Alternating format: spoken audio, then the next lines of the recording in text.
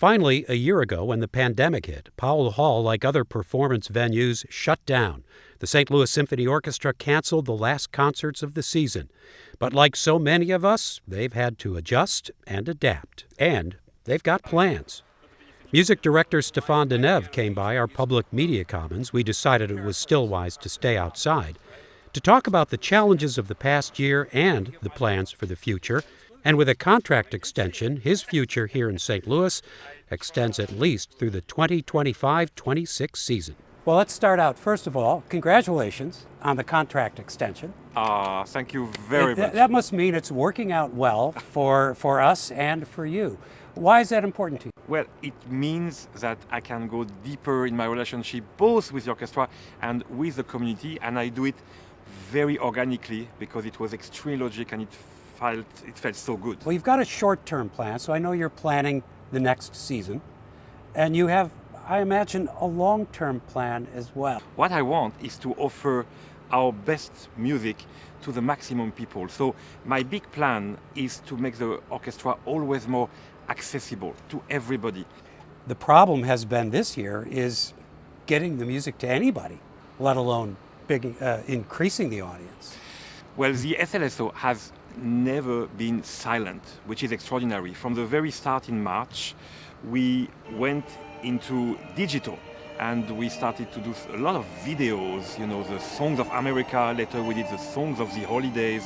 I must say, it has really helped us to still give more through the modern digital age and also to reach people we would have not reached normally.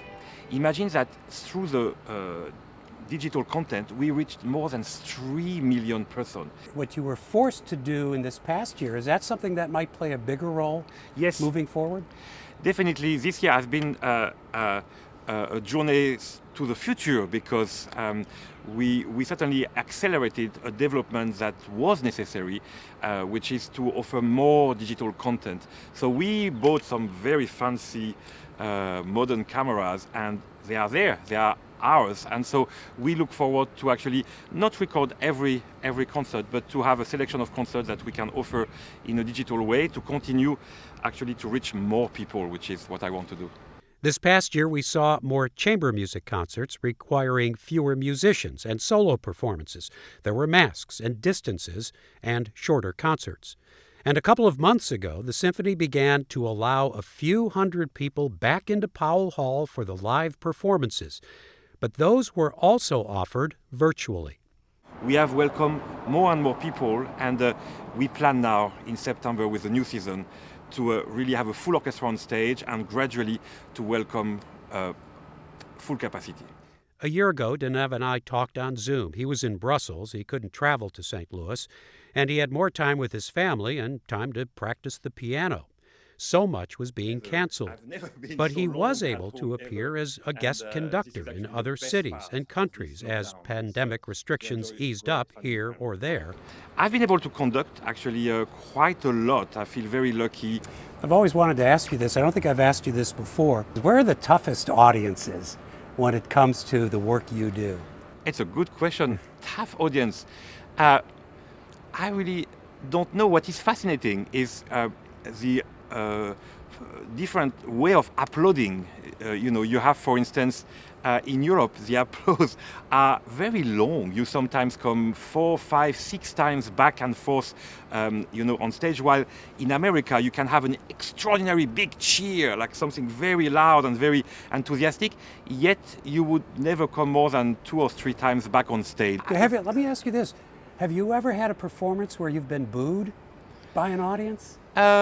In opera only, it happens indeed that you have some crazy fans that have some very special ideas about how it should be performed, and so that's opera, so that's a whole different. Yeah, in La Scala, I remember some people just indeed booed, and it's a very strange feeling. So that happens, but for a symphonic concert, luckily, I touch wood, I never had this horrible sound.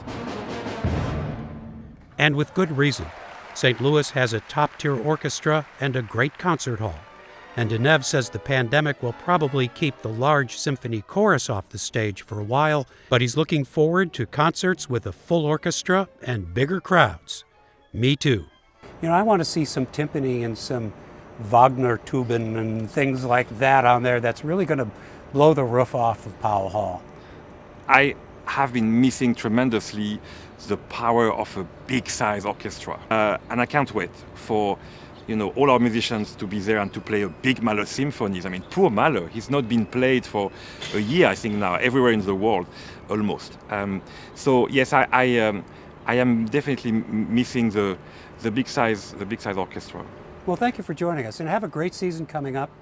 Good to see you back in person.